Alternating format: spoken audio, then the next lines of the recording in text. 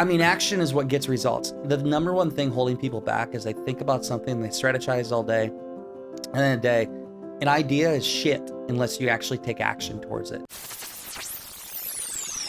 One of the things I love most about you, if not my favorite thing about you, is that get up and go spirit. Yeah. That you've, it's something amazing. You've Take got this, action. you've got this energy on tap, which is so great. What are the opportunities that get up and go attitude has given you? So many, man. I mean, I'm the kind of guy is like, I'll shoot, and then aim later. Like I just go. But I've kind of honed in more. Like I think a little bit. Maybe I'll think for a couple of minutes versus 60 seconds before I take action. I mean, action is what gets results. The number one thing holding people back is they think about something, they strategize all day, and then a day, an idea is shit unless you actually take action towards it. And that's what I learned in Think You're Rich. It's like, you got to take daily action. Even if it's like one thing you do every day, every single day, just one thing you accomplish, it'll build up, compound effect. It'll slowly build up over time and eventually get you your bigger opportunity. And you don't know where it's going to happen. Like, I've traveled the country. I've interviewed hundreds of people. I've failed many times. I've tried endeavors that didn't work.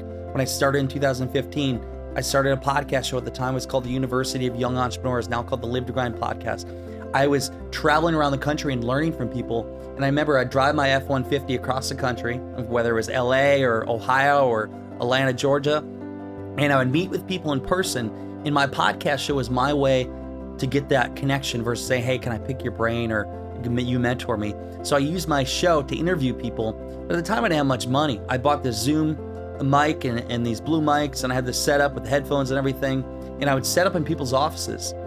Sometimes I didn't realize I was traveling all around the country just to have that 45-minute interview.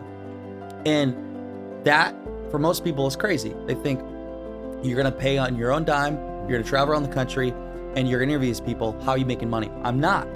I was sleeping in my truck. I remember 2015, I think I slept in my truck 40, 50 nights. Sleep in my truck. I would do one set of trip from Des Moines, Iowa to LA and back, where I was going on TV and interviewing people too. I did it for like $800. Most of that was fuel. I ate canned food. I had $5 footlongs sometimes. I remember when I slept in the parking lot, the LA Fitness Center off of Vine Street. I was doing this event I was going to. So what I did is I convinced them to give me a free pass for the week. I parked my truck up the third level. I would sleep in my truck overnight. In the morning, I'd wake up early. I'd go work out there on a free pass. I would shower there, get ready, go to my conference for the day. I would eat the food they had. And then at the night, I would come back in my truck, edit my podcast show. If you look at early episodes, you probably hear the outside noise. I would do it in my truck, and then I would go to sleep, and then I'd wake up and do it again. And so that is like pure persistence. People would make fun of me. They thought I was fucking nuts. My girlfriend, now wife, she like, why are you doing that? Worried that somebody like kill me. I'm in my truck. But that was pure action. And so most people, what they would say is, I don't got the money. I think of all the reasons why you can't do it. I figured, how could I find a possibility to do it? And so what I did is I ultimately made a lot of connections around the country, and I started doing events. So where my best deals happen, opportunities, is when I was out in the field meeting with people. And sometimes my best opportunity came from a 100-person, 500-person event. Sometimes it came from a 3-person meetup. And so if you take action and you go outside your comfort zone and become comfortable being uncomfortable, you will find opportunity, and then follow up on that opportunity. Don't just get it and then let it go. You got to follow up and it's like a non-stop taking action every single day. Yeah, you actually did it rather than talk about it. It's so Don't good. talk. I fucking hate it when people talk.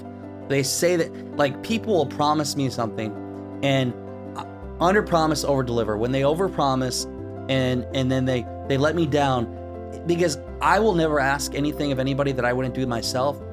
Really over deliver. And if you prove to somebody that you're a reliable person, they will never forget that, and they will help you. So always over deliver.